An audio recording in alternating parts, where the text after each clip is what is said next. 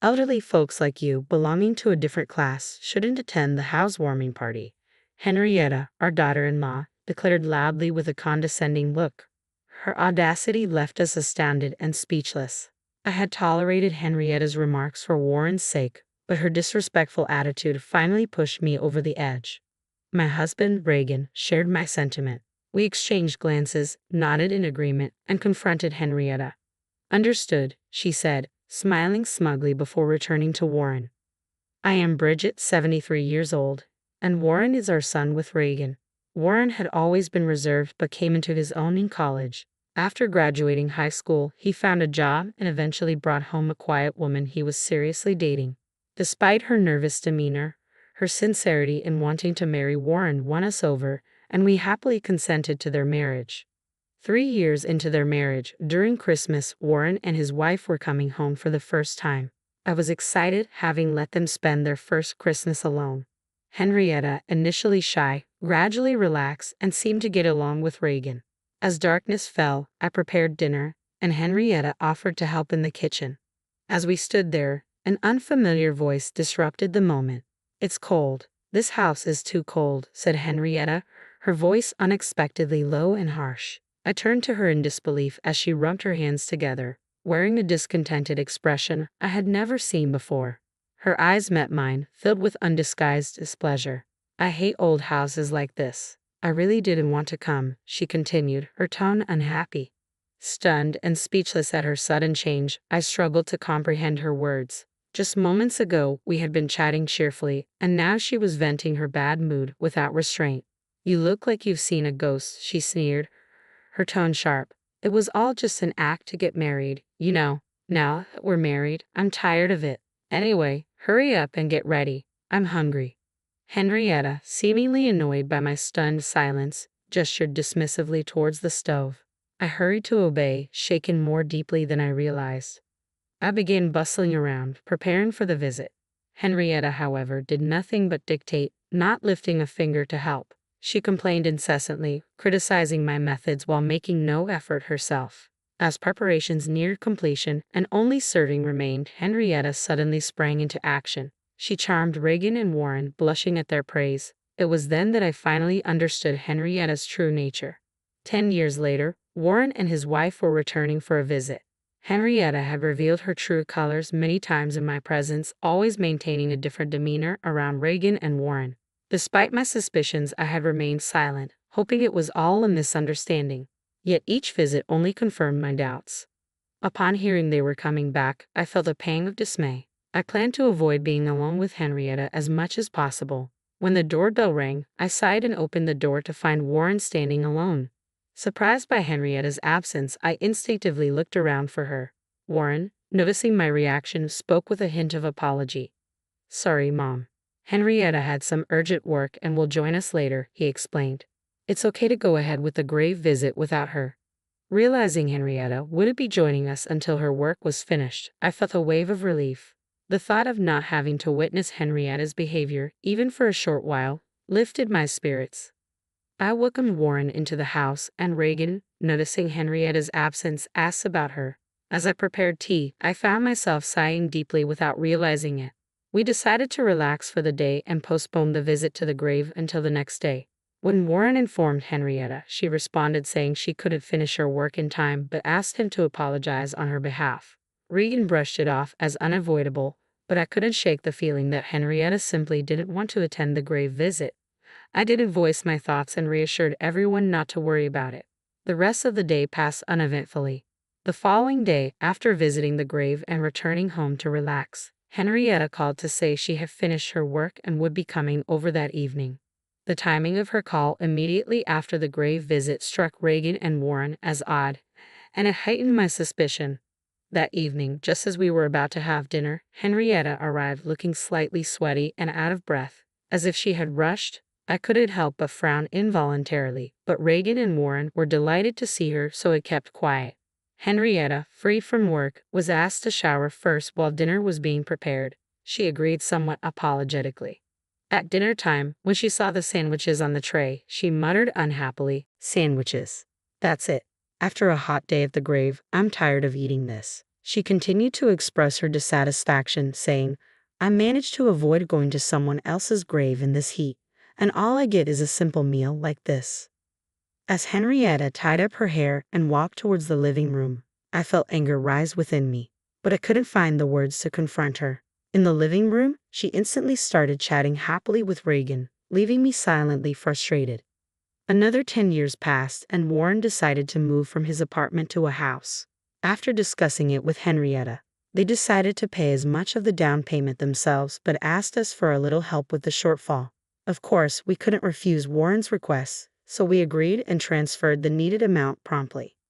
Soon after, Warren informed us that their new house was built, and they planned a housewarming party with both families. I hadn't seen Henrietta's parents since the wedding, so I was eager to meet them again despite everything that had transpired. When Warren invited me to attend their housewarming party next month, I readily agreed, much to his delight. He promptly shared the news with Henrietta, whom I presumed was on the other end of the phone.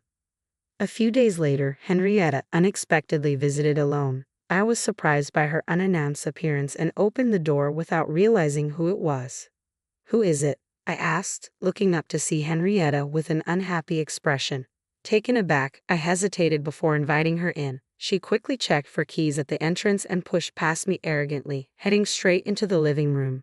She must have noticed that Reagan's keys were not there, indicating he was out for his daily walk and wouldn't be back for a while. Feeling somewhat trapped, I followed her into the living room. Henrietta stood there, waiting for me without sitting down. Before I could even close the door, she glared at me and spoke sharply. "Bridget, about the housewarming party. It's a nuisance, so could you please not come?" she demanded abruptly. "What are you suddenly talking about?" I responded, taken aback by Reagan's absence. Henrietta, crossing her arms, began speaking in a high-handed manner. "You're planning to talk to my parents about me, aren't you?" she accused, glaring at me with evident disgust. It was clear she didn't want her parents to know about her behavior. She must have deliberately chosen a time when Warren was at work and she had a day off, knowing Reagan's routine of taking walks. Henrietta was indeed cunning. I had no such intention, but now that you mention it, it might not be a bad idea, I replied calmly. Henrietta frowned in annoyance. "It's no joke. I married Warren because he's good-looking and earns decently. I don't want to deal with annoying relatives," she explained bluntly, revealing her true reasons for marrying Warren. Her expression froze when she saw my astonished face. As I pondered Henrietta's strange behavior, the living room door opened behind me. I turned around to see Reagan, looking surprised as he observed Henrietta. Realizing her conversation with me had been overheard, Henrietta clicked her tongue but decided to brazen it out. "Anyway, elderly folks like you, being of a different class, shouldn't come to the housewarming party," she declared with audacity that left us astounded and at a loss for words. I had finally reached my limit with Henrietta, who dared to say such things even in Warren's absence. I had kept silent for Warren's sake until now, but I could no longer overlook her behavior. My husband Reagan seemed to share my sentiment. We exchanged glances, nodded in agreement, and calmly told Henrietta that we understood. Satisfied, she smiled and went back to Warren. Left behind, we felt suddenly weary and sat down on the sofa. On the day of the housewarming party, we decided not to go to Warren and his wife's home. We hadn't told Warren anything about the incident with Henrietta. Naturally, he must have expected us to arrive. Sipping coffee with Reagan at a cafe, I pondered this situation. Suddenly, Reagan's phone rang. He got up, answered the call, and stepped out of the cafe. I quickly paid the bill and followed him to the car. Reagan switched his phone to speaker mode so I could hear Warren's voice too. "Dad, something strange is happening. All my relatives have suddenly made other plans and you and Mom haven't arrived yet. Even Henrietta's relatives are canceling one after another. What's going on?" Feeling guilty about Warren's anxious tone but deciding to play dumb, we exchanged glances. "Who knows what Henrietta's saying?" Reagan asked casually, his acting so natural that it surprised me. Noticing my reaction, Reagan winked and gestured to keep it a secret. Suppressing a laugh, I covered my mouth. Henrietta seems confused too. "Oh, another call's coming in. I'll call back later. Be safe coming over," I said, trying to sound casual. Warren still seemed to expect our visit, which made me feel guilty, but I convinced myself it was necessary to make a point to Henrietta. Then my phone rang. It was a relative who was supposed to attend today's party. Feeling apologetic but engaged in conversation, I chatted for a while. Meanwhile, Reagan's phone rang again. This time it was Warren. Regan switched to speaker mode and answered. Dad, I just spoke to Henrietta's mom. What's going on? If you can still come, please do right away. Warren's voice sounded strained, almost on the verge of tears, which tightened my chest. Regan glanced at me with concern. After a nod from me, he reassured Warren. We understand. We'll be right there. Calm down, Regan replied soothingly. Warren sounded relieved and hung up.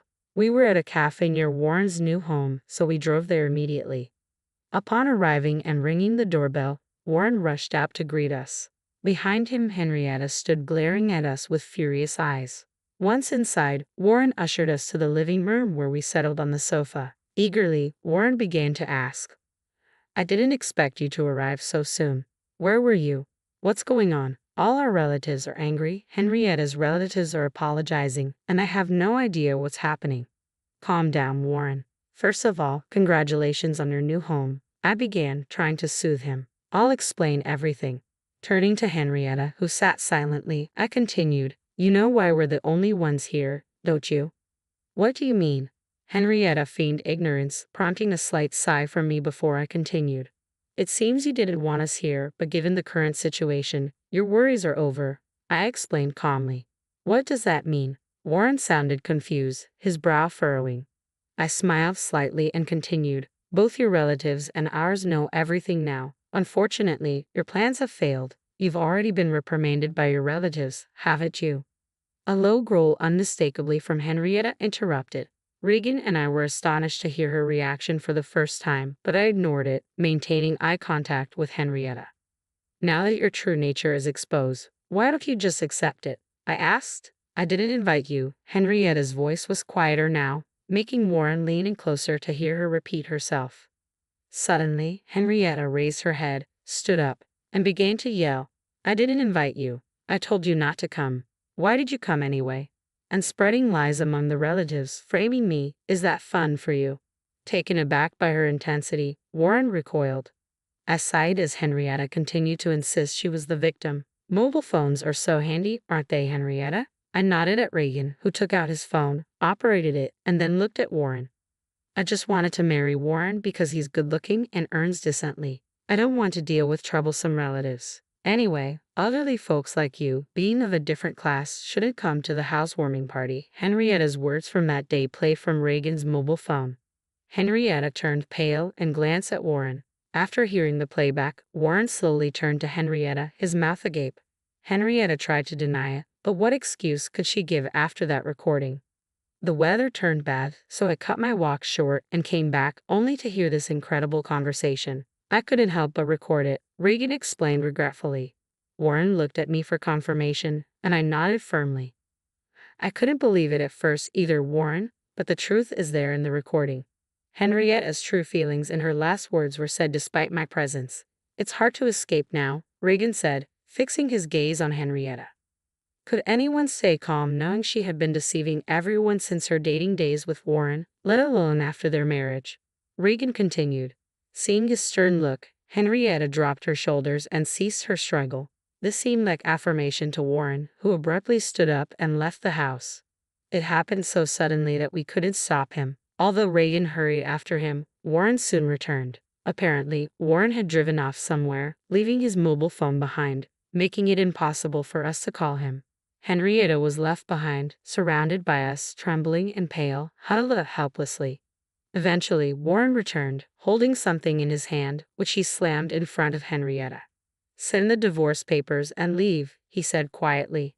Henrietta looked up at Warren, her mouth agape, but Warren repeated himself. He took a pen from the holder on the table and began to fill in his part. After finishing, Warren forced the pen into Henrietta's hand and tapped on the divorce papers. Come on, sign and leave, he said forcefully. Overwhelmed, Henrietta, though frightened, filled in her part. She looked at Warren when finished.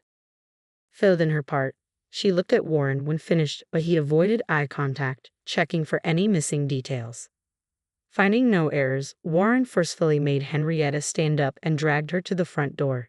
He pushed her outside, ignoring her attempts to cling to him and throwing her bag outside.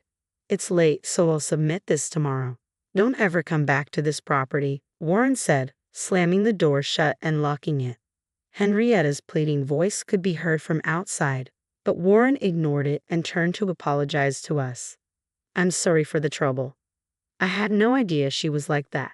We could say nothing to his deep apology, just embracing him. Before long, Henrietta's voice faded away. We decided to stay at Warren's new home that night. The next morning, Warren submitted the divorce papers first thing, and his divorce from Henrietta was finalized. Concerned about his heartache, we chose to stay another night. That evening, with a somewhat calmer Warren, we discussed everything that had happened. As we recounted the past events, Warren listened with clenched fists. Regan, who was also unaware of these details, placed his hand on my shoulder as I spoke.